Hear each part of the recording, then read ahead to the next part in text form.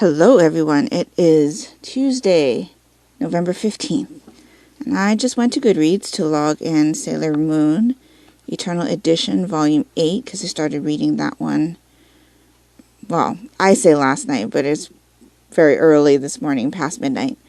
And this is Goodreads Readers Also Enjoyed section, which is supposed to be a recommendation section of things that you might enjoy because you're reading said thing. Yeah, those recommendations look mighty strange. Does Goodreads know something about Sailor Moon that I don't? Hi everyone, welcome back. I'm Di, and today I am sharing with you my diary entry for the week of November 13th through the 19th.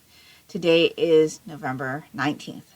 So you probably saw a little clip before this one of me entering a volume of manga onto Goodreads. That was pretty hilarious, and I thought that you guys would enjoy seeing that. Goodreads sometimes gives me the worst recommendations, and those recommendations didn't seem to fit at all. So I thought that was a little bit strange. Has that ever happened to you? Let me know down in the comments below what the worst or weirdest recommendations Goodreads has given you when you were going in to update it or add a book to your Goodreads or something like that. I do like to check out that section, you may enjoy section, but I've gotten a couple of really weird suggestions from Goodreads. I haven't gotten one in a while, but those were like the weirdest. So anyway, today I have some reading to share with you. I did finish reading a few things. I have a finished knitting item to talk to you about. And I watched a movie that I'd like to talk to you guys about as well. So let's get into it.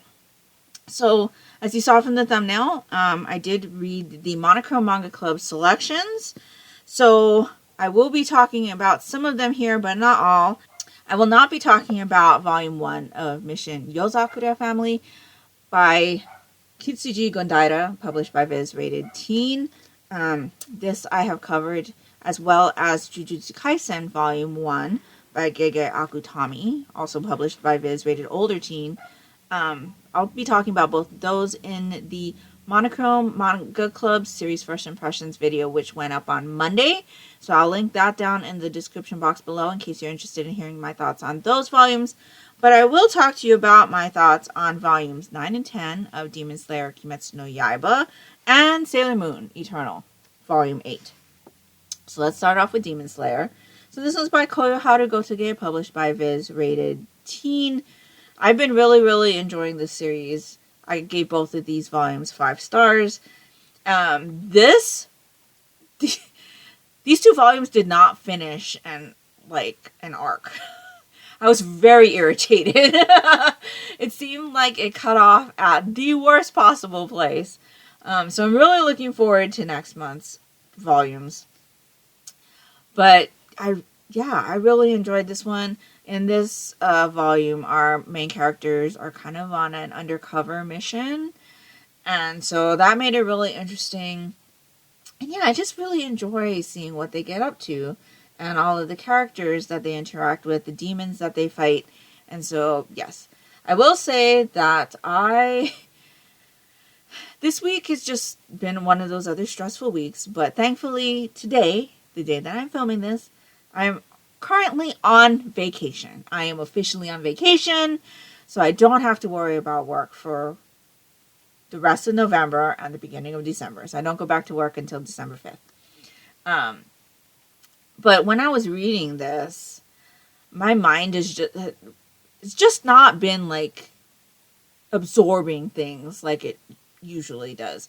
So I was about, I would say, halfway into volume 9 before I was like, how come this guy is saying that this lady is this person's wife, but the other guy is saying that the other lady is this person's wife? So our character here is a polygamist, and he has 3 wives.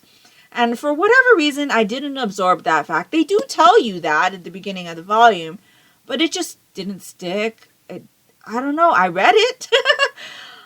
So I went back and reread the beginning because I was like, wait, did they say? And they did. So he has 3 wives. And so, yes, once that stuck in my head, there was no other confusion. But it's just been one of those weeks for me. I still really enjoyed these volumes. Like I said, both of them 5 stars, and looking forward to the next 2 volumes because I hate that they left where they did on that. Like, seriously, like right in the middle of a battle. So, Sailor Moon Volume 8. You know what I'm going to say about this, right? This one actually wasn't as bad as the last couple, I would say. At least there was not a lot of, like, inappropriate thoughts between Chibiusa and, her parents. This one, for the most part, was about 3/4 of the volume, I would say, focused on the Sailor Scouts and their, like, mission and their fight against the demon. But the last portion of this book are 3, like, short side stories, I would say. There's one that follows Ami, or I think they call her Amy in the English version. There's one that follows Makoto, or Sailor Jupiter, and there's another one that follows Rei and Minako, who is Sailor Mars and Sailor Venus. And there's actually another one that follows Chibiusa and her first trip to the dentist and things like that. And so, yeah, I kind of feel like this volume wasn't as full because we got all of those side stories. And like I've told you before, I don't really enjoy, like, the non-Sailor Moon type stuff where they're not fighting demons and things like that, and it's more like the personal life stuff. Not really into that. But at least there wasn't so much of Chibiusa talking about her inappropriate feelings for her dad, or talking about her inappropriate thoughts on her mother's body and all of that stuff. This one was much better. I still only gave this volume 3 stars. I'm just, yeah, it's okay. I do feel like there was a spoiler in here. Between each, like, kind of chapter, we get some beautiful color pages. I absolutely love the art style. And the color pages, they can be confusing sometimes. Let me just show you this one in the beginning, because the coloring is not the same as we're used to seeing. So, like, we've got our main Sailor Scouts here on this, and you can see that they all have the same color hair. So, like, you can't really tell who's who unless you really, like, look at them or you're, like, really familiar with them. But yeah, things like this happen a lot. Where, like, maybe they'll all have blue hair in one picture and they're just really gorgeous. But there was, like, a character guide picture in the middle here that kind of spoiled things for me. As someone who hasn't experienced Sailor Moon past the first season, I am not aware of, like, the evolution of these characters. And before that evolution is explained to us, which does happen in this volume, we get that color page diagram that, like, names everybody, their actual names on the picture. And I feel like that was a spoiler. I wish that they would have put that after they had introduced all of that to us, because I was super confused. Like, I looked at that. I looked at it very thoroughly because I was like, there's words there, let me take a look. And I was just like, wait, what? So yeah, I do feel like I was a little bit spoiled for the evolution of the characters because of that picture. But yeah, I'm still a little bit confused as to what happened there, to be honest. But I don't really, like, feel much about it because this series is just, like, okay for me. It's not good. I'm glad that I'm reading it so that I can say that I have experienced this classic series. But it's, for the most part, it's not very enjoyable. So, yeah, it was okay. I think that's still going to be my lowest rated read of the month. So, yeah, but I love the art style. The covers on that edition are just gorgeous. The color pages that are in between each chapter are gorgeous. The story is not as good as I had heard people say that it is. Like, I don't understand, like, how... I think I must have said this, like, every single time I've talked about that series, this series. I don't understand why it's so popular. I don't. So, yeah. So anyway, read those. I will tell you I gave Mission Yozakura Family 4 stars. And I also gave Jujutsu Kaisen 4 stars. But I think that's more like a 3.5 at this time. I did have a little bit of an issue with something that happens in it. But that's just me, I think. So, like I said, if you want to hear what I thought about both of those volumes, you can check out my series first impressions video down in the description box below. Other than that, I did finish The Son of Neptune by Riordan. So this is the second book in the Heroes of Olympus series. I did finish it out on audiobook completely. And I feel much better about where I am with this series right now. I had a really slow startup on this particular installment. It just did not grab me. I felt slow to start. I did not have a good pull to the series. The series did not pull at me. It didn't make me want to pick it up and read some more. And I think a lot of that had to do with the confusion that Percy has in the beginning. And I, as a reader, still felt confused after reading what happened in the first volume and now coming to the second volume, and Percy being confused and still myself being confused as to things that were going on. It wasn't until I would say over 50% of the book had been completed where I started to feel like, okay, I am interested in what's going on now. I'm curious to see where this will go. I felt connected to a character other than Percy. And so by the end of this installment, it felt a lot more like Percy Jackson, the Percy Jackson series, to me than how I felt with this series up until this point. And I think with how this installment ended, that there'll be a lot more forward movement from here. So from the next installment. So I'm looking forward to that. Not sure that I'm going to jump into the third one right away, because as you know, the holiday season is upon us, and I've got big plans for the month of December as far as my reading goes. And I don't know that I'll be able to get everything done, but it is on my radar in case I do have time. So I'm feeling much better about this series now, which is a good thing. I ended up giving this volume 4 stars. This installment, 4 stars. I think it's more of a 3.5 though. It was much more enjoyable for me after the 50% mark. And I'm really looking forward to seeing where this is going to go now after the events of the ending of the second book. So that is everything that I have completed reading since I talked to you last.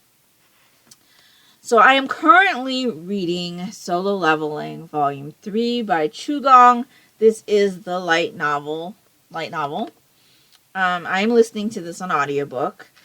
I have been really, really enjoying this one. This one, when I read Volume 2, I said there was a lot of him leveling up and not so much anything else. In this one, we're still getting a little bit of leveling up, but our character is now having to try to kind of live with his newfound abilities and the choices that he has available to him now that he has leveled him up so much.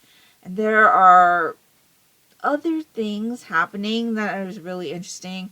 I'm 5 chapters in. I'm on page 111. This has 312 pages. So I'm much enjoying this installment better than the second one. This feels more like the first book in this series to me.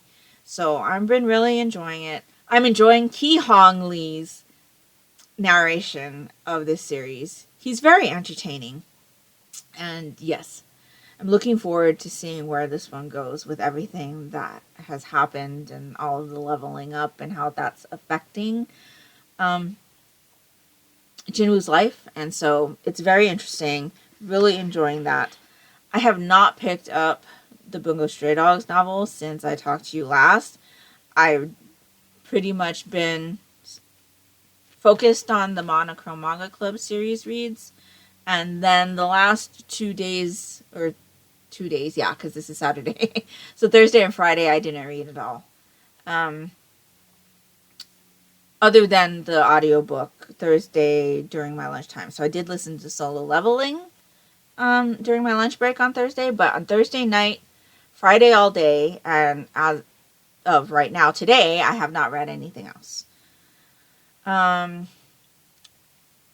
Something might be changing with the Monochrome Manga Club. I haven't yet decided. We had a little bit of an incident on our meeting night, which was Thursday. I have been falsely accused of saying something. The thing that was said by one of the club members, who is one of the kids that comes.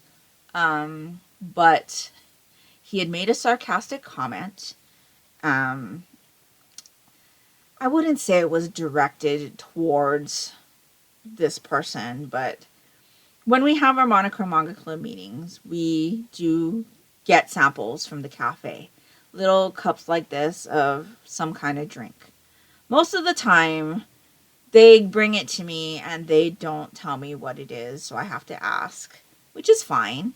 But that particular day, which was a month ago, at our October meeting, the samples came in halfway into our meeting. Normally they're there earlier, but the samples came in halfway into our meeting, and this kid had commented, "It's about time." And the girl who had brought it had heard that, and I guess she got offended. Because when I had gone into the meeting this past Thursday, she had complained to one of the managers earlier that day about me, saying that I was the one that said it. But I was not the one that said it. It was the kid. And this girl, every time I go into the store, she has something rude to say, or she has a sour expression on her face. And I've never once said anything. But she has falsely accused me of saying something now, to which I had got, reprimanded for. And keep in mind that I am not a Barnes & Noble employee. I do not represent Barnes & Noble in no way, shape, or form. The Manga Club members have been told that we have our Manga Club meeting because Barnes & Noble allows us to meet there. Not that we are affiliated with Barnes & Noble. I've never once said that we were affiliated with Barnes & Noble. I go in there as a consumer, as a customer, and I hold this meeting at the Barnes & Noble. I have had several members pick up manga from the Barnes & Noble that we have talked about. Not just selections that we choose for months, but, we do converse casually. I go to the Manga Club section and I hang out there after the meeting. So, we talk about other series. I check on the kids and see what else they're reading. And, I do like sell titles to them. I would say that I sell manga, but I don't get paid for it. I don't get anything for hosting the manga club. I host the manga club because I want to talk about manga with other people. That's kind of my primary driving thing. Now, I was asked by the manager of that Barnes & Noble to host a manga club at their Barnes & Noble. But I'm not a Barnes & Noble employee. I am not getting paid. I do get a complimentary drink the night of the meeting, and that is it. So when it came to me going to host the meeting on Thursday, and a manager pulled me aside to say that an employee complained about me, I was a bit irritated. I don't know about you, but I don't know of any other store who takes a customer aside and basically gives them what felt like me being written up. I am not an employee. Furthermore, I was falsely accused. And so I am not happy with the situation at the moment. I was also told when I stood up for myself and had told the manager that it was one of the manga club members, that I should have intervened and scolded the member to say that wasn't a nice thing to say. Now, I am not these kids' parents. Their parents drop them off. They walk away. I have no contract with Barnes & Noble saying that is part of my responsibility. I am not their parent. And the kid didn't say it maliciously. He said it as a joke. I mean, okay, it was a little bit sarcastic, sure.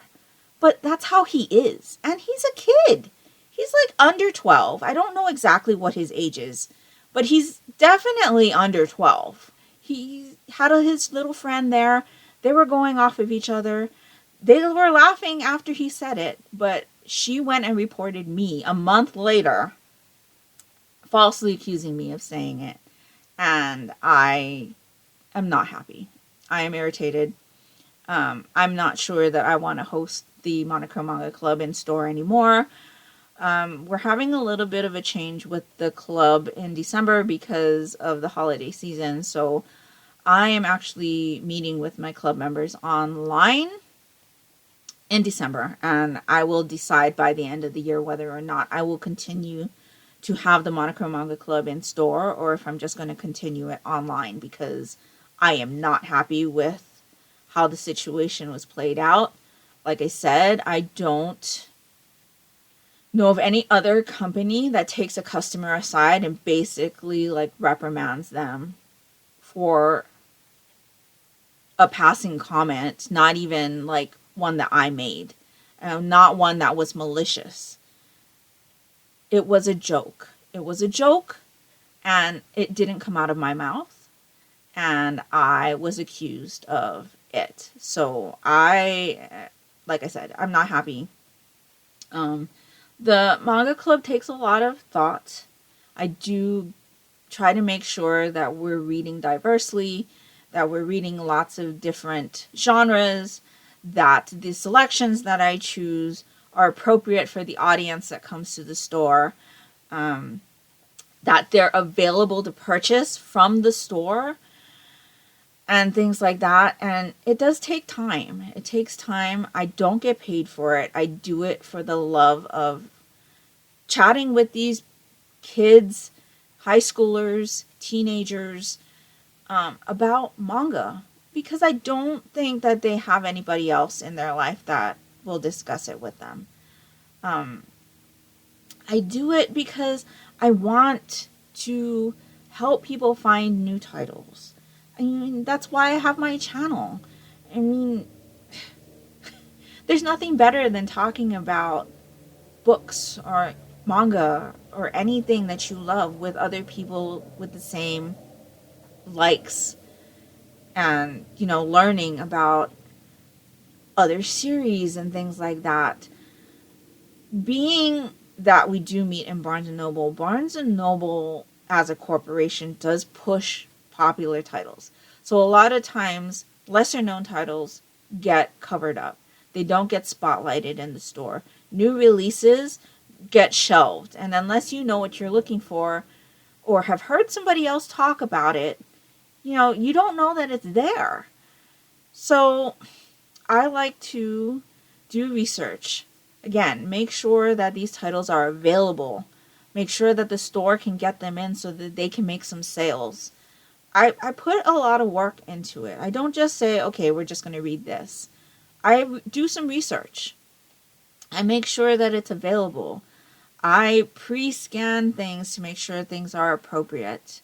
And, I take into consideration suggestions from the members as well.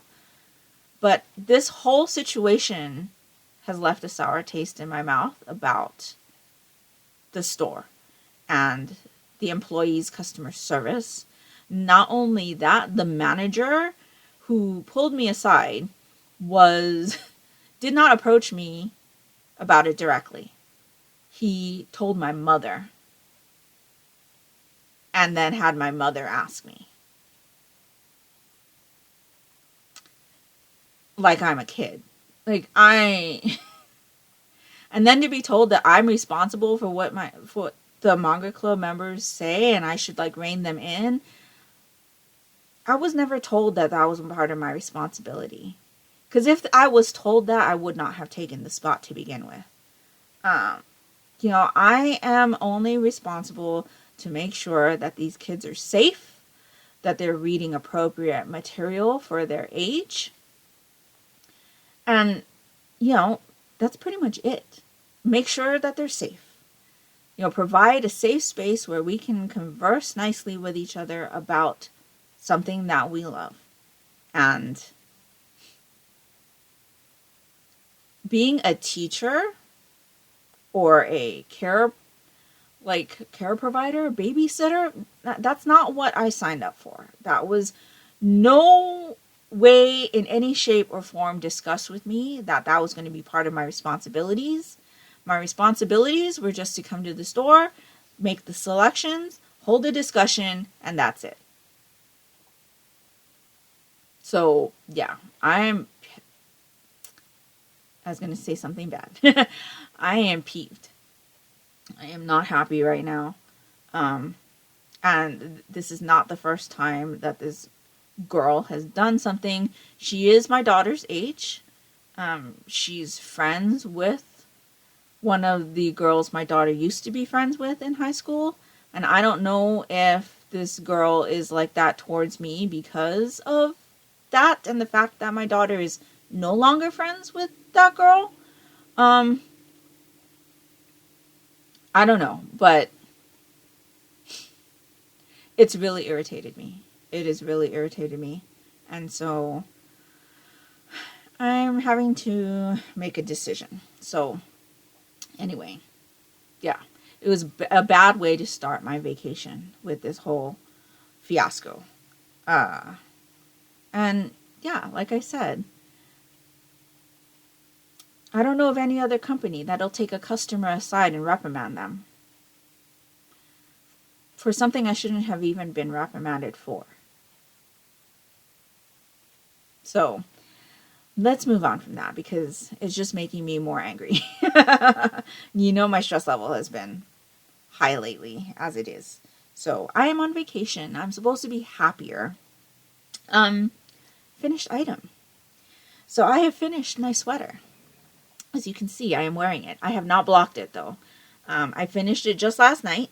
So it has not been blocked, but I am wearing it. This is the Namu Sweater by Knitboop. So you can see there is a cable design. There is a seed stitch panel down the sides, raglan sleeves, and then, let's see, how can you see? You can see there's a panel of cables down here on the side.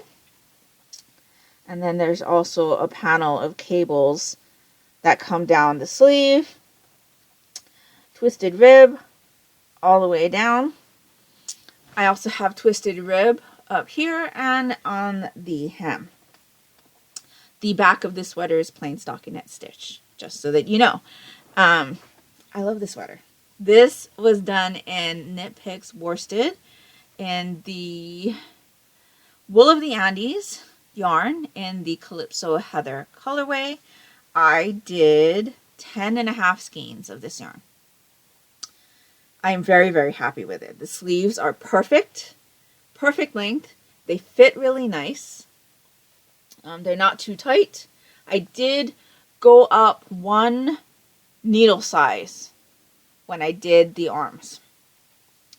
I do find that tip helps a lot with sleeves. I think I heard that one from Andrea Bowery when the Grocery Girls were interviewing her last summer, I think. I think it was last summer. It's quite a while. So yes, I had actually started this sweater as part of the Crazy Cable Sweater Knit Along that was hosted by Kay of the Crazy Sock Lady podcast, and I don't remember her name, but she's from the Sock Witchery podcast. They had done a 3-month cabled sweater cowl. I didn't finish, obviously, but I only had like from here to here to go, and I didn't finish it. So anyway, there is another sweater that I want to do. I mean, Advent season is upon us soon, and so I've been thinking about doing an Advent sweater. I think I talked to you about this last week, and so I needed a sweater bag for all of that yarn, and I thought, you know what? I think it's about time to finish off the Namu sweater. And so I thought about it for like 3 days, and I was like, okay, now my inspiration's back. It gave me the kick that I needed to finish this sweater, and then I got really excited because I was going to be able to wear it. It is my color. This color is one of my favorites, and it's just gorgeous. It's so pretty. Cables everywhere. If I was to do this sweater again, I'd probably do the back panel in the seed stitch instead of the stockinette that's on the back. It did make the knitting of this sweater a lot faster, I think, because you would get through the front like cable panel, and then it was pretty much mindless knitting on the back side, right? So you have this really intricate design that you need to pay attention to in the front, but when you get to the back, it's just like knit, knit, knit, knit, knit, and then, you know, here you go, you got to concentrate again. So it was a really good like exercise in brain space, I guess, because yeah, you'd have to concentrate in certain parts, but there was also a part of it where you could just relax. And so I think that's why I had knit this sweater so fast. It was just the sleeve.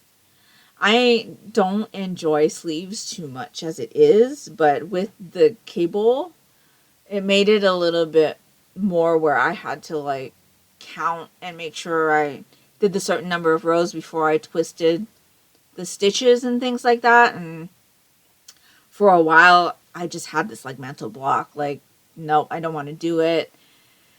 And I finally got the inspiration to go ahead and do it, and I am so happy because this sweater fits like a dream. It'll fit even better after I block it because the cables will relax a little bit. And yeah, it fits fine now. But I just think it'll fit even better when I block it. So I will be doing that, but because I had just finished it last night, and I wanted to wear it for this video, or the videos that I was filming today, that if I had given it a bath last night, it definitely would not have dried in time. And so, yes. So I have a finished item. I did put a couple rows into a brand new sock for my daughter, but there's not enough to show you, so I'll show you that next week. And that's pretty much all of the knitting I have done this week.